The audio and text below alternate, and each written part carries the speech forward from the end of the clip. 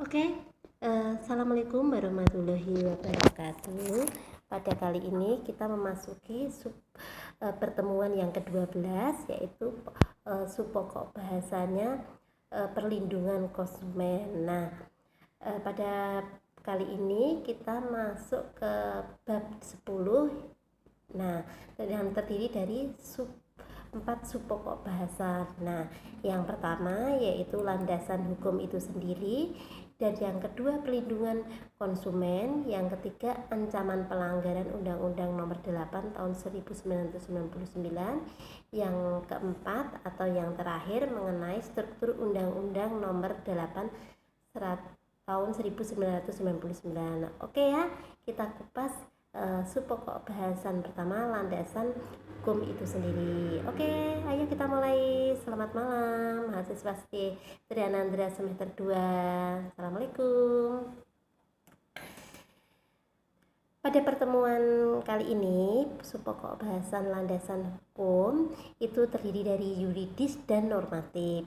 Sedangkan yuridis itu terdiri dari 4. Yang pertama Pancasila, yang kedua Undang-Undang Dasar 45, yang ketiga mengenai GBHN, yang terakhir atau yang keempat yaitu Undang-Undang Nomor 8 garis miring 99 dan peraturan pemerintah, keputusan menteri dan lain-lain. Sedangkan normatif di sini ada teori, ada asas, ada manfaat, ada keadilan, ada keseimbangan, ada keamanan, ada keselamatan konsumen, dan juga ada kepastian hukum.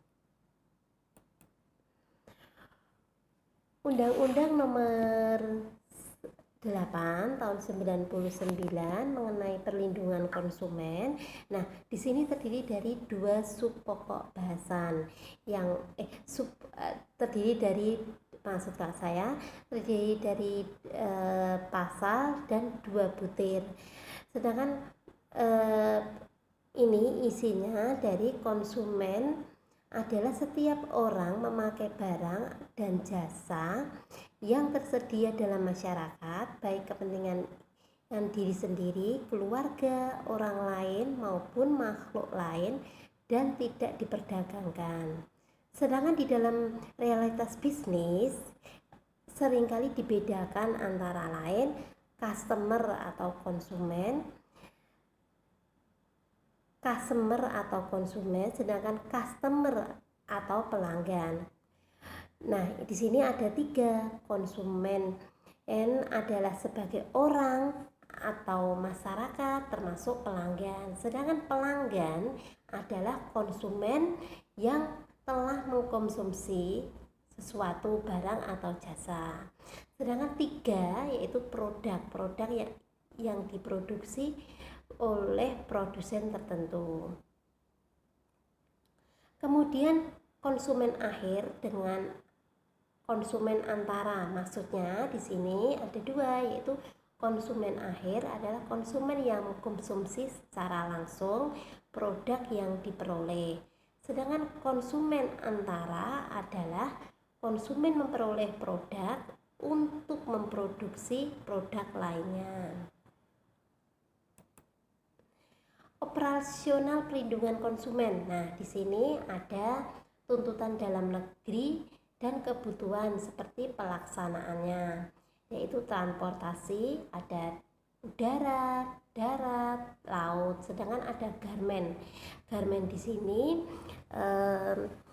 seperti ada tekstil, ada sepatu dan lain-lain. Sedangkan elektronik dan alat rumah tangga, ada juga medis, ada juga makanan. Kalian bisa tahu sendiri kan kalau makanan, perlindungan konsumen itu apa aja, minuman, terus kemudian ada perbankan, kemudian ada pengawasan, kemudian ada pemerintah di sini ada BPSKN, yaitu Badan Penyelesaian Sengketa Konsumen Indonesia.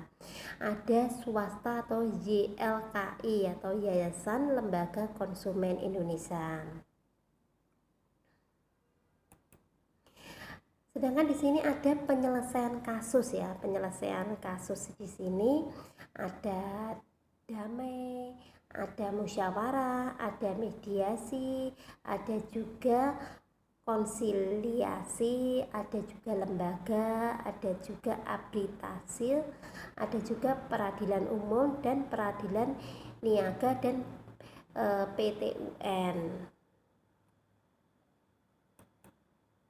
Perlindungan konsumen di sini, sedangkan pengertian perlindungan konsumen dibedakan menjadi dua. Yang pertama yaitu menurut Undang-Undang Nomor 8 Tahun 1999 Pasal 1 Butir 1. Nah, di sini yaitu bunyinya segala upaya menjamin adanya kepastian hukum untuk memberikan perlindungan kepada konsumen. Kemudian yang kedua yaitu GBHN tahun 1993 yaitu TAP MPR nomor 2 garis miring MPR garis miring 1993 bab 4 huruf F butir 4A. Nah, isinya adalah pembangunan perdagangan ditujukan untuk memperlancar arus barang dan jasa dalam rangka menunjang peningkatan produksi dan daya saing, meningkatkan pendapatan produsen, melindungi kepentingan konsumen. Nah, perlindungan konsumen ini ada beberapa yang maksudnya di sini adalah segala usaha menjamin adanya kepastian hukum untuk melindungi konsumen. Sedangkan konsumen itu adalah setiap orang memakai barang atau jasa yang tersedia dalam masyarakat, baik kepentingan diri sendiri, keluarga, atau orang lain maupun makhluk hidup tidak untuk diperdagangkan. Sedangkan pelaku usaha, maksudnya di sini adalah setiap orang atau badan usaha baik berbentuk badan hukum maupun badan hukum yang didirikan dan berkedudukan atau melakukan kegiatan dalam wilayah hukum negara Republik Indonesia, baik berdiri sendiri maupun bersama-sama melalui perjanjian penyelenggaraan usaha berbagai bidang ekonomi. Nah, sedangkan barang di sini yaitu setiap benda yang berwujud maupun tidak berwujud, baik bergerak maupun tidak bergerak, dapat dihabiskan maupun tidak dihabiskan dan dapat diperdagangkan, dipakai, dipergunakan, dan dimanfaatkan konsumen.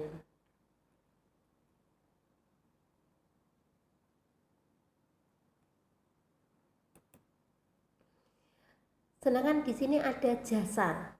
Jasa di sini maksudnya setiap layanan berbentuk pekerjaan atau prestasi yang disediakan bagi masyarakat dimanfaatkan oleh konsumen. Sedangkan promosi adalah kegiatan atau kegiatan pengenalan atau penyebaran informasi suatu barang dan jasa untuk menarik menarik beli konsumen terhadap barang atau jasa yang akan dan sedang diperdagangkan.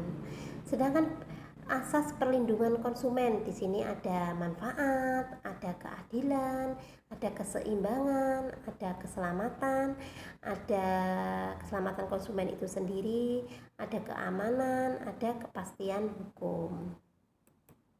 Sedangkan tujuan perlindungan konsumen di sini ada 6 ya. Yang pertama, meningkatkan kesadaran, kemampuan dan kemandirian konsumen untuk melindungi diri. Yang kedua, mengangkat harkat martabat konsumen dengan menghindarkan dari dampak negatif pemakaian barang dan atau jasa. Yang ketiga yaitu meningkatkan pemberdayaan konsumen dan pemilihan untuk menentukan dan menuntut hak-hak sebagai konsumen. Yang keempat, menciptakan sistem perlindungan konsumen yang mengandung unsur kepastian hukum dan keterbukaan serta akses mendapatkan informasi. Yang keempat yaitu menumbuhkan kesadaran pelaku usaha mengenai pentingnya perlindungan konsumen sehingga tumbuh sikap jujur dan bertanggung jawab dalam berusaha. Yang terakhir yaitu meningkatkan kualitas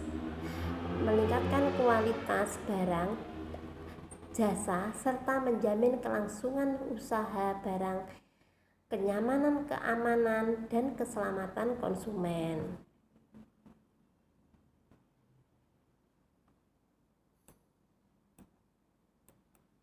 Sedangkan ada hak konsumen. Yang pertama, hak konsumen yaitu adanya kenyamanan, keamanan, keselamatan dalam mengkonsumsi barang atau jasa. Yang kedua, hak untuk memilih barang jasa serta mendapatkan barang sesuai dengan nilai tukar, kondisi, serta jaminan.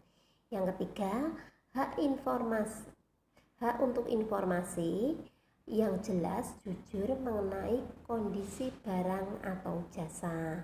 Yang keempat yaitu hak untuk didengar dan keluhan atas barang yang digunakan. Yang kelima, hak untuk mendapatkan advokasi dan upaya penyelesaian sengketa perlindungan konsumen secara patut.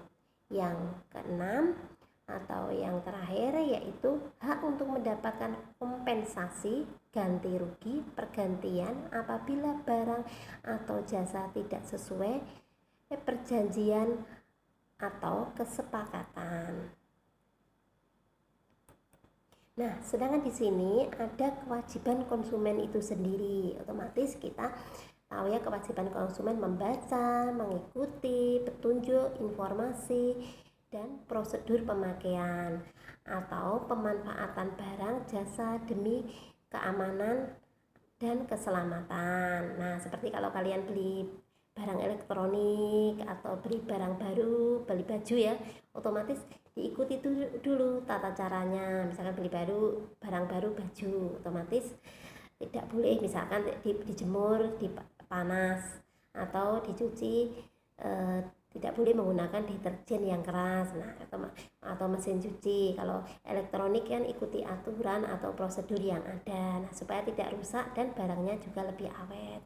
Nah, yang kedua yaitu beretika baik dalam melakukan transaksi pembelian barang dan atau jasa. Nah, beretika baik ini jadi ada niat baik, tidak ada niatnya untuk merusak. Misalkan barang tersebut garansi 1 tahun, jangan sampai sebelum ada barang 1 tahun dipukul atau dipecahin. Nah, otomatis barangnya menjadi rusak, jadi garansinya juga kacau kan. Ini garansi karena pemakainya atau kerusakan dari pabrik atau kesalahan teknis. Nah, yang ketiga yaitu membayar sesuai dengan nilai yang disepakati. Misalkan membayar sesuai dengan nilai disepakati ini maksudnya misalkan perjanjiannya membayar tunai barang sampai terus dibayar, atau bayar tempo misalkan dalam waktu tertentu, atau bayar diangsur. Nah, ada kesepakatan yang baik.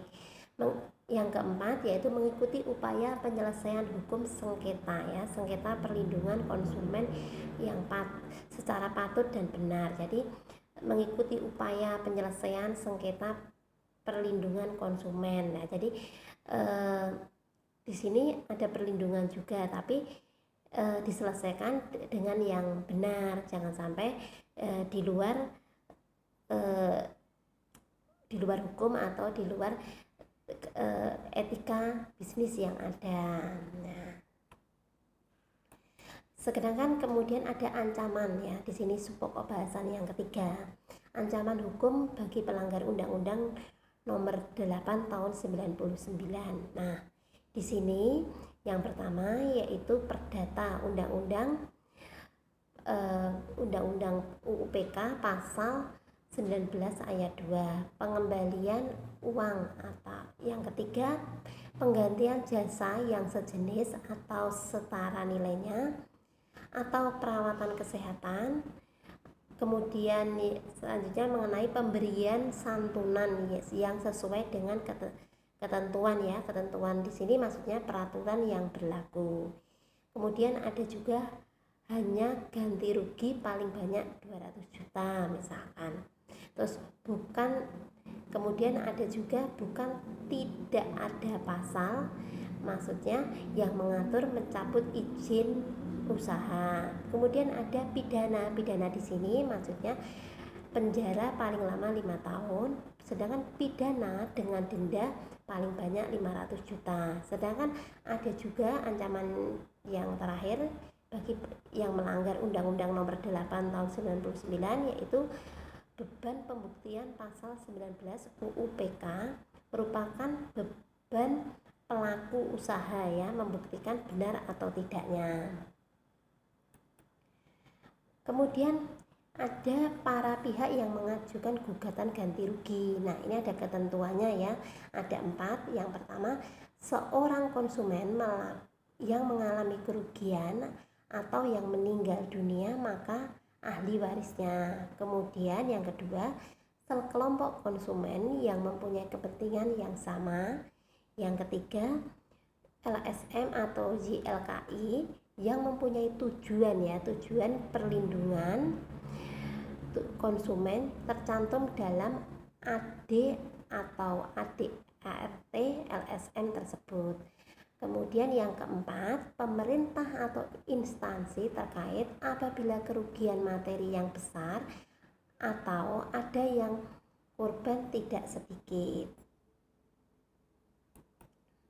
Kemudian ada di sini Badan Penyelesaian Sengketa Konsumen atau BPSKN ya. BPSKN di sini BPSKN berkedudukan di ibu kota negara atau di Jakarta. Nah, di sini bertanggung jawab langsung kepada presiden.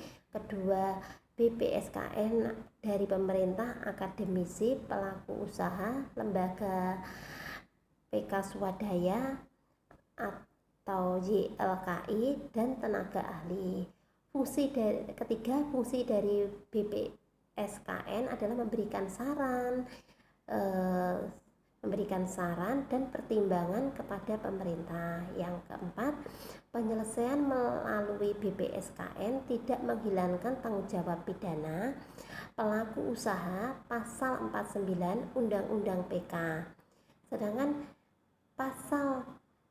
masa kerja BPSKN 21 hari untuk mengeluarkan putusan di sini setelah mengajukan gugatan ganti rugi diterima. Kemudian ada di sini ya pencapaian kesepakatan mengenai bentuk dan besarnya ganti rugi. Kemudian ada juga tindakan tertentu dari pelaku usaha untuk menjamin tindak akan terulang kembali. Kemudian penyelesaian sengketa perlindungan konsumen dapat diselesaikan melalui 2. Yang pertama, musyawarah, arbitrase, mediasi, dan konsiliasi. Kemudian yang kedua, peradilan umum dan PT-UN dan peradilan niaga. Kemudian di sini ada esensi Undang-Undang Nomor 8 tentang perlindungan konsumen, ada 4 ya. Pasal 65 UU PK tersebut mulai berlaku setelah 1 tahun sejak diundangkan, yaitu baru berlaku efektif tahun 2000 tanggal 20 April ya. Undang-undang yang mengatur tentang perlindungan konsumen. Yang kedua, yang ketiga lebih banyak mengatur perilaku pelaku usaha. Yang keempat, sejarah manusia dalam kerugian yang dialami konsumen, barang atau jasa acap kali merupakan akibat dari perilaku usaha.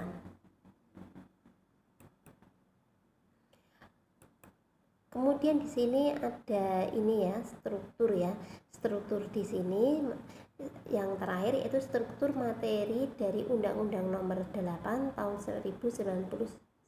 Nah, di sini ada 4. Yang pertama yaitu pertanggungjawaban kontrak atau controllability, yaitu tentang tanggung jawab perdata atas dasar perjanjian atau kontrak dari pelaku usaha baik barang atau jasa. Pasal 18 UU PK memberlakukan hukum perjanjian sebagaimana termuat dalam buku 3 KUHP Perdata. Terus kemudian yang kedua yaitu pertanggungjawaban produk atau product liability, yaitu maksudnya antara konsumen dengan pelaku usaha tidak ada perjanjian langsung atau hubungan perjanjian atau non privity of contract, maka tanggung jawab pelaku usaha didasarkan product liability, bahwa setiap barang atau jasa akan dipergunakan konsumen. Nah, di sini maksudnya ada jaminan barang atau jasa tidak akan menimbulkan kerugian bagi pemakai atau konsumen. Kemudian yang ketiga di sini pertanggungjawaban profesional atau professional liability. Nah, dalam hal ini antara pelaku dengan konsumen ada perjanjian langsung privity of contract, maka bila terjadi maka mempergunakan pertanggungjawaban perdata secara langsung atau strict liability.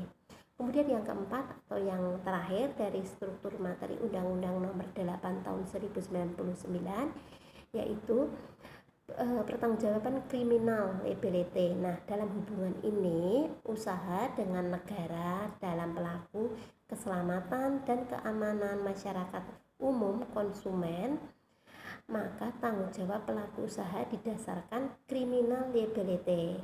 Oke ya, ini pertemuan dari Ibu pertemuan yang ke-12 cukup sekian pada malam hari ini. Saya ucapkan selamat menunaikan ibadah puasa. Semoga amal ibadah puasa diterima oleh Allah Subhanahu wa taala. Oke ya, terima kasih sudah mengikuti perkuliahan Ibu pada malam hari ini. Semoga bermanfaat untuk kita semua. Oke, selamat malam, selamat melanjutkan aktivitas. Wassalamualaikum warahmatullahi wabarakatuh. Bye bye.